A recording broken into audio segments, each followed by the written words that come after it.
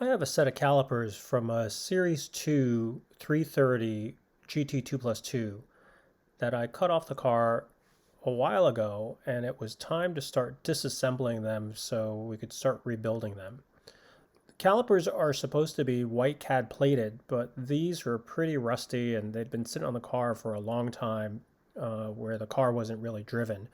So it was just a matter of taking everything apart. The fasteners on these calipers are interesting because some of it is metric and some of it is English because it's made by Dunlop. So some of the bolts that hold the calipers together, you have to be careful because they can be SAE, and then other pieces that are Ferrari specific, they were metric. So you just kind of have to make sure that you check the bolts before you start taking them apart. I use this technique to take the pistons out of the calipers by prying them with two pry bars. I used to do it with compressed air, and it can sometimes get a little dangerous. So getting the pry bar in between and slowly walking the piston out is a lot safer than the old way.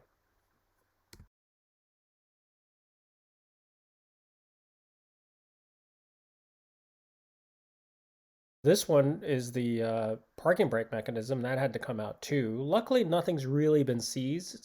A couple fasteners I had to go back and kind of get some penetrating oil on it, and but the flare fittings and all those kind of things, they all seem to come off with relative ease. Of course, you have to use flare fittings and make sure that you have a really good 6-point socket to take the stuff off because you just don't want to risk it with a 12 point. It's definitely gonna, if it's gonna seize, it's gonna seize.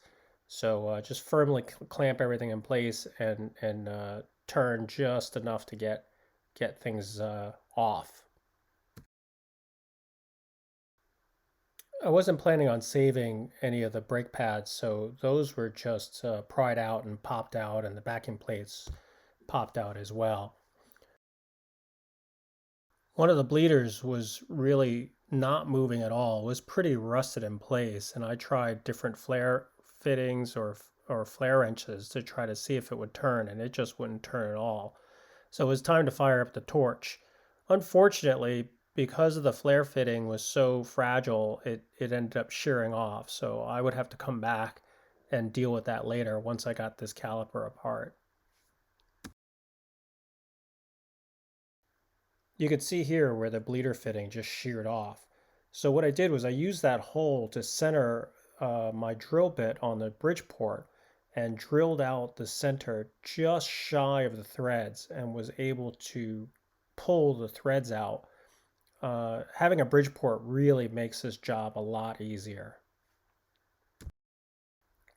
I just kept moving along and disassembled the rest of the calipers, just monotonous, tedious work of hammering and loosening and prying and popping calipers out.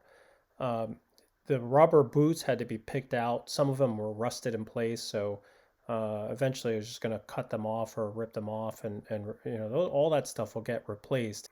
Trying to get everything disassembled that was pretty rusty just needed to be done.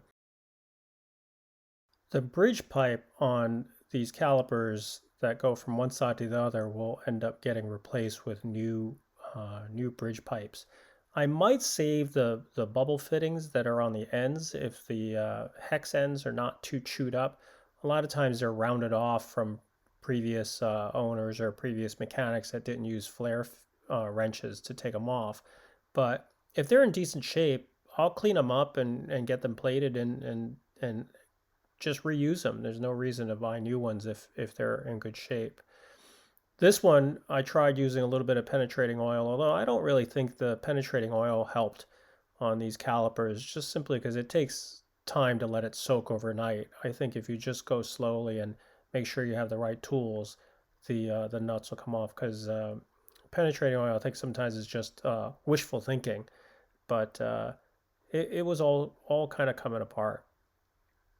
What was also coming apart were my gloves.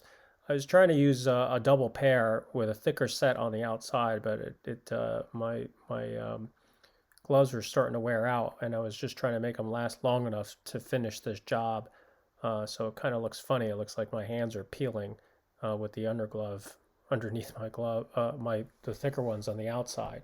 But just trying to get through a job without replacing another set of gloves. I go through gloves all the time at the shop, especially for work like this. It just tears you up, and really just can't keep a pair of gloves intact when you're doing this kind of work. I was finally getting to the end of disassembling all the calipers and getting them all into their individual pieces. The next step was to media blast all the hardware so I can get it ready for plating. It's a big pile of parts with bolts and nuts and brackets and pistons, and the plan is to get them bead blasted so that I can send them out for plating. Thanks for watching. See you next time.